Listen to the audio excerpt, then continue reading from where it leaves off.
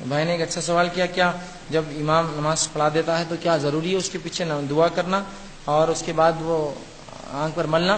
تو جہاں تک معاملہ کسی چیز کے دم کر کے جسم پر ملنے کا، رسول اللہ سے معاملہ ثابت ہے۔ آپ صلی اللہ علیہ وسلم کی ایک روایت میں عائشہ فرماتی، رسول اللہ جب بیمار ہوئے اور خود معوذتین سورہ فلق سورہ ناس پڑھ کر دم نہ کر سکے، مجھے حکم دیتے، میں دم کر کے رسول اللہ کی آنکھ پر پھونک کر ملتی۔ تو بہرحال یہ ثابت ہے کوئی شخص کچھ پڑھ کر دم کرے اور بہرحال جسم پہ لگائے۔ اس لیے رسول اللہ نے فرمایا کسی کوئی جگہ تکلیف ہو تو ہاتھ رکھ کر بسم اللہ کہے 3 بار، یہ بھی ثابت ہے۔ تو اس طرح کے عمل جو ثابت ہے، دم کرنا، لگانا، پھونکنا، پڑھ کر کسی کو اس طرح سے دم کرنا بولتے ہیں اس کو، یہ ثابت ہے۔ اور دم کہتے ہیں ایسے عمل جس میں تھوڑا پھونک اور تھوڑی تھوک بھی نکلتا ہے، اور اس کو آپ کر سکتے ہیں اس طرح سے، اس میں کوئی حرج نہیں، بہرحال اس کو دم کرنا کہتے ہیں۔ دوسرا سوال، کیا ضروری ہے کہ ہم جب نماز پڑھے تو امام کے پیچھے بیٹھ کر دعائیں کریں؟ تو یاد رکھیے رسول اللہ صلی اللہ علیہ وسلم فرماتے ہیں دعا ہو مخ العبادہ، دعا عبادت کا مغز ہے۔ دوسری بات فرمایا دعا ہو العبادہ، دعا عبادت ہے۔ تو جب دعا عبادت ہے تو عبادت میں ہم رسول اللہ صلی اللہ علیہ وسلم کے تابع ہیں، انہوں نے جو بتایا وہ کرنا ہے۔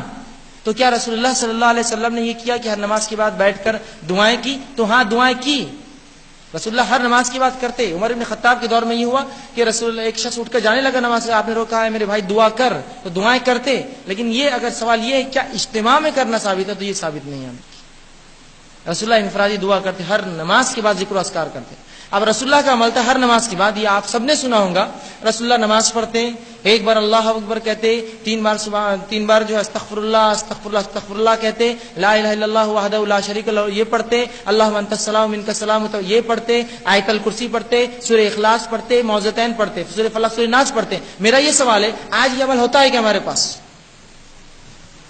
حدیث میں یہ آتا رسول اللہ یہ کرتے نماز کے بعد۔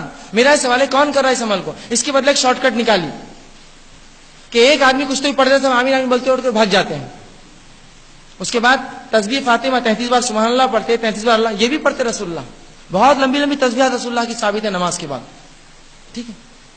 تو یہ تمام چیزیں سننا تھا، یہ چھوڑ کر ہم نے اس کے برخلاف ایک شارٹ کٹ نکالی کہ ایک آدمی بول دے اور باقی سے آمین بولے اور اٹھ کے چلے جائے، یہ کون سا طریقہ ہے؟ اب جب کچھ لوگوں سے پوچھا گیا کہ یہ نماز کے بعد دعا کیوں کرتے اس طرح سے، تو وہ کہتے تاکہ عوام سیکھ لے۔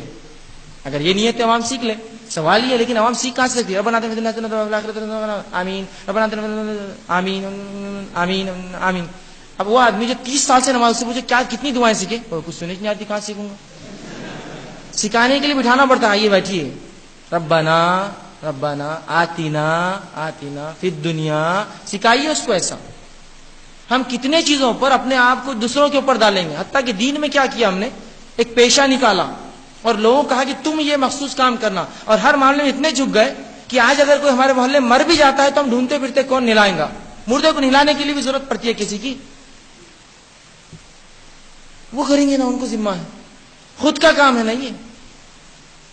کیسی عجیب بات ہے، کیا مرنا کوئی ایک عجیب چیز ہے جو ہوتا نہیں کسی زمانے میں کسی دور میں، تو میت کو نہلانے کا طریقہ مسلمان کو اگر نہیں آتا تو عجیب بات ہے، تعجب کی بات ہے، کیونکہ ایک پیشہ نکالا، یہ لوگ وہ کام کریں گے، اپنے خالی ان کو دیتے رہنا پیسہ، وہ کام کرتے رہیں گے۔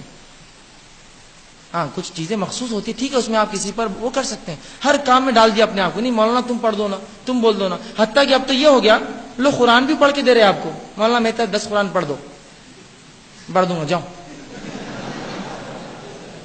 میری عبادت تو یہ تو ایک عجیب ہے، پھر تو تھوڑی دیر میں ہو جائے گا، میری نماز بھی تم پڑھ لو ہفتے بھر کی، کیا یہ مخصوص ذاتی عبادتیں ہیں، خود ہم کو اور آپ کو کرنا ہے، ٹھیک ہے۔ تو بہرحال نماز کے بعد دعا ضرور کیجیے، رسول اللہ ثابت ہے، لیکن بہرحال اجتماعیت میں نہیں بلکہ اپنی اپنی دعا کیجیے، انشاءاللہ فائدہ ہوگا۔ بہرحال ختم کر دیں گے، ٹھیک ہے، وقت ہو گیا۔